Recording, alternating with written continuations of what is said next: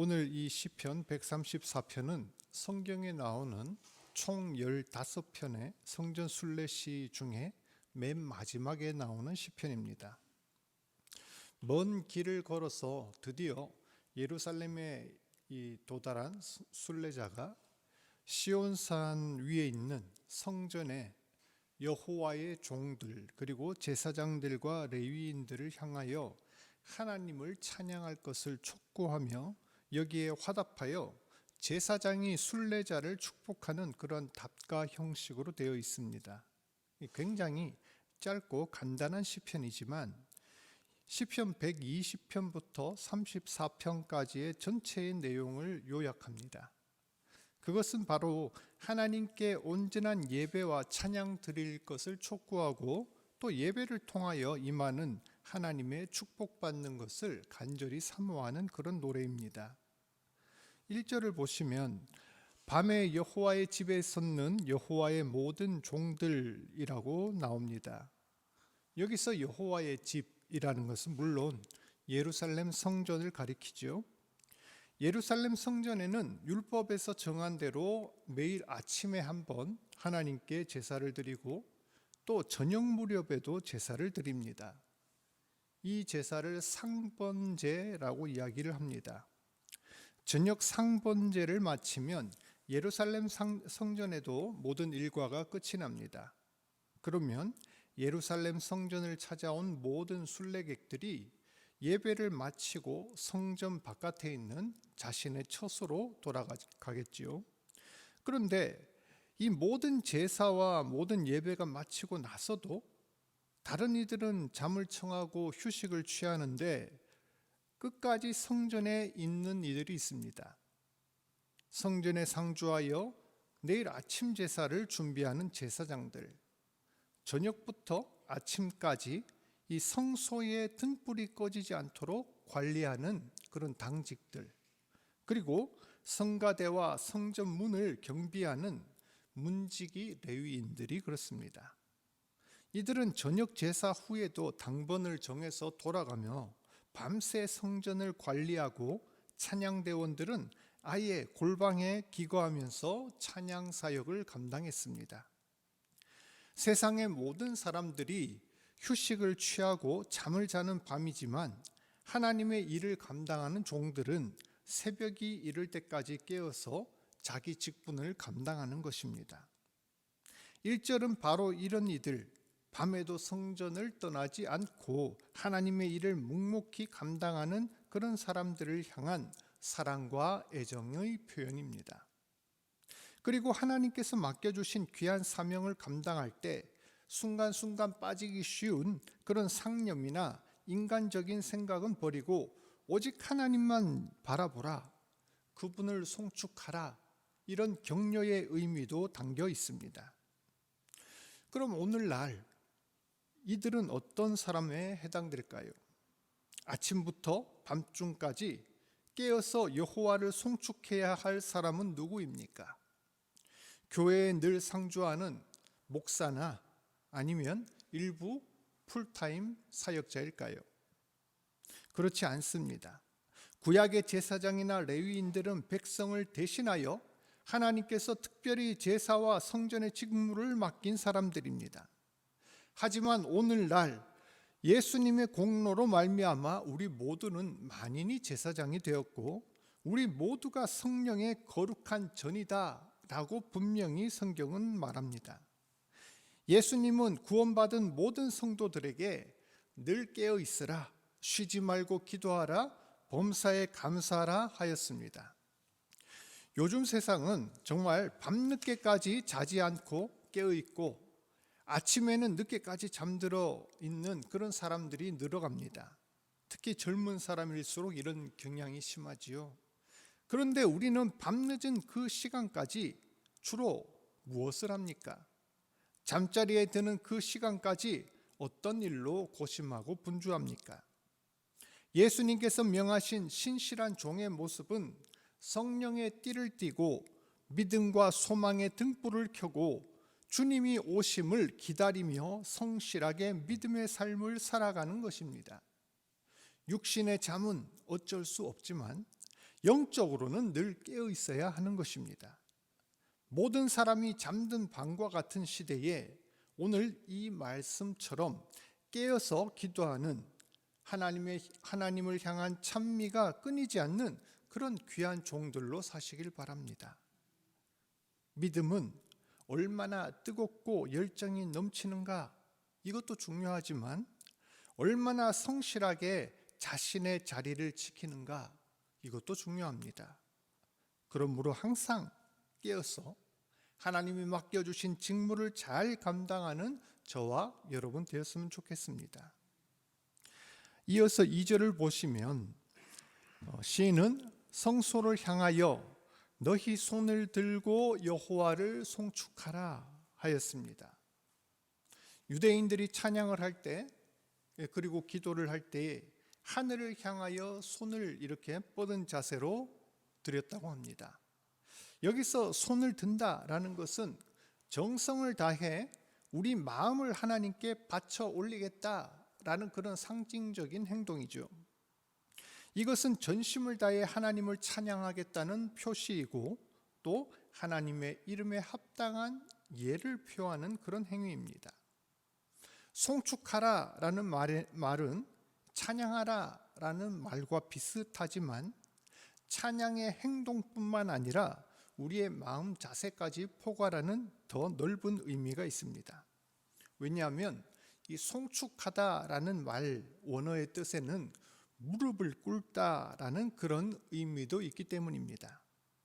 인간이 하나님 앞에 나아갈 때면 저절로 무릎을 꿇게 됩니다. 하나님이 얼마나 위대한 분인지 알게 되면 내가 할 수 있는 최고의 예를 표하기 때문이죠. 성소는 성전의 중심이자 언약궤가 있는 곳입니다.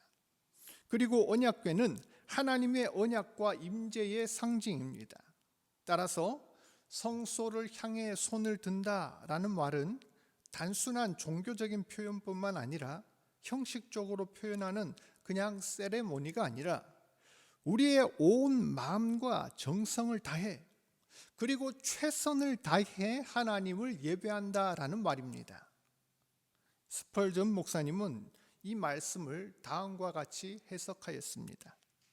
하나님을 올바르게 생각하고 그분에 대하여 정당하게 말하라. 경외함으로 그분을 받들고 사랑으로 나아가며 열렬하게 기뻐하라. 성도 여러분, 우리는 하나님께 나아갈 때 이러한 마음과 자세에 걸맞는 그러한 몸으로, 그러한 자세로 나가고 있는지를 돌아봐야 합니다. 과연 그 이름에 맞는 존경과 감사 그리고 사랑을 드리고 있는지요? 하나님께 합당한 찬양과 예배를 드리고 있습니까? 단지 예배 시간에 몸이 나왔다고, 또 노래를 잘한다고 해서, 교회 봉사 열심히 한다고만 해서 그 사실만 가지고 만족해서는 안 될 것입니다. 하나님은 찬양받기에 합당하시며 내가 가진 최고의 가진 것을 받으실 그런 자격이 있는 유일한 분이십니다.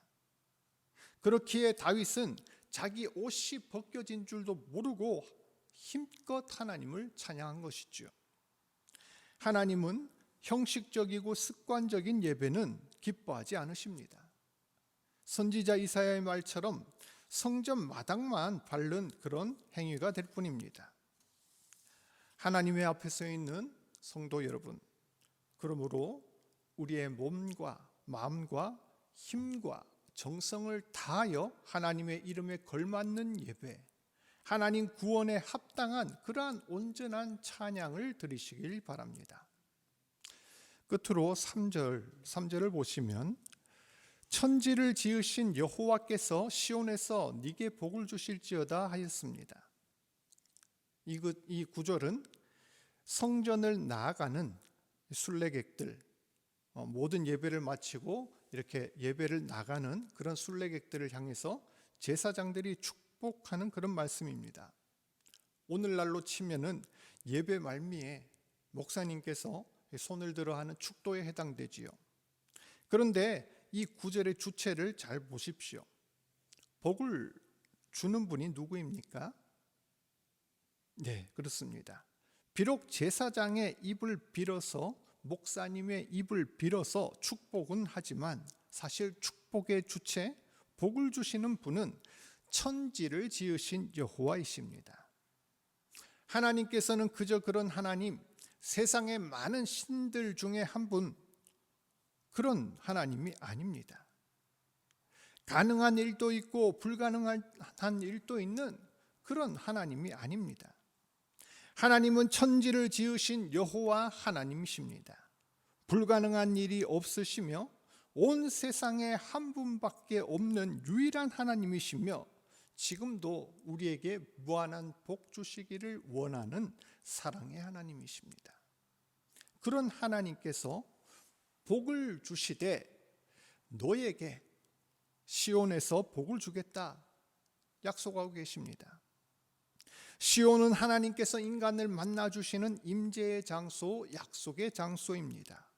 아까 말한 것처럼 하나님께 드려지는 합당한 예배가 있는 곳, 영과 진리로 드려지는 예배가 있는 곳, 하나님의 말씀이 선포되는 그곳이 바로 시온입니다. 그 시온이라는 장소에서 하나님이 복을 주시는 사람이 누구입니까? 시온을 찾아온 수많은 순례객들, 성전에서 제물을 바치고 예물을 드리는 많은 백성들, 너희들이라고 말하지 않고 분명하게 너에게 복을 주겠다라고 말씀합니다.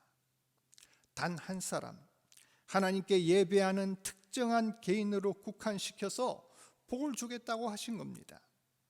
하나님을 예배하기 위하여 만사를 제쳐두고 성전을 올라온 그 사람, 하나님을 경외함으로 자신이 가진 최고의 것을 바친 그 한 사람, 말씀을 사모하며 온갖 시련과 역경을 당하면서도 끝까지 말씀 놓지 않고 하나님께 나아온 그 사람을 가리킵니다. 하나님은 이러한 사람을 성소에서 만나주시고 세상이 알 수도 줄 수도 없는 놀라운 복을 주시겠다 말씀하신 겁니다. 사랑하는 성도 여러분, 오늘 우리는 시편 134편을 통하여 성전 순례 시의 대단원을 살펴보았습니다. 성경은 세상을 살아가는 모든 성도들이 영원한 하나님 나라 본향을 찾는 순례하는 나그네요 순례객이다 라고 이야기합니다. 이 순례길에는 하나님과 동행하는 기쁨과 즐거움도 있지만 고난과 즐거움도 함께 존재합니다. 하지만 어떤 상황 가운데서라도 오늘 이 말씀처럼 자신의 자리를 꿋꿋이 지키며 하나님께서 맡긴 그 직분을 감당하는 성도 되시길 바랍니다. 또한 항상 우리 마음과 시선이 주님께서 거하시는 하늘 성소를 바라보며 주님의 이름에 합당한 찬양과 예배를 온전히 드리시길 원합니다. 그리할 때 하나님께서는 예배의 자리 가운데서 우리를 만나주시며 우리에게 복을 주시고 한량없는 은혜로 채워주실 줄 믿습니다. 기도하겠습니다.